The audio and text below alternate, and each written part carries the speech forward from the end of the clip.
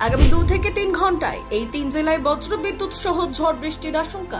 জেনে নিন আবহাওয়ার আপডেট। আগামী 2 থেকে 3 ঘন্টায় আলিপুরদুয়ার, কোচবিহার এবং জলপাইগুড়ি জেলায় বজ্রবিদ্যুৎ সহ হালকা থেকে মাঝারি বৃষ্টির সতর্কতা। সঙ্গে 30 থেকে 40 কিলোমিটার প্রতি ঘন্টা বেগে দমকা ঝোড়ো হাওয়া বইবে। বজ্রপাতের আশঙ্কাও থাকবে। বাসিন্দাদের নিরাপদ আশ্রয়ে থাকার পরামর্শ আবহাওয়া দপ্তরের। রাজ্যের অধিকাংশ জেলাতেই চরম গরম ও অস্বস্তিকর আবহাওয়া। সপ্তাহ জুড়ে তাপপ্রবাহের পরিস্থিতি থাকবে দক্ষিণবঙ্গে। কলকাতায় 38 আর পশ্চিমের জেলাগুলিতে 40 ডিগ্রি পেরিয়ে যাবে পারদ, এমনটাই জানিয়েছে আবহাওয়া দপ্তর। তাপমাত্রা বাড়লেও উত্তরে বৃষ্টি চলবে ওপরের দিকের 5 জেলায়। উত্তরবঙ্গের নিচের 3 জেলাতেও গরম ও অস্বস্তিকর আবহাওয়া থাকবে।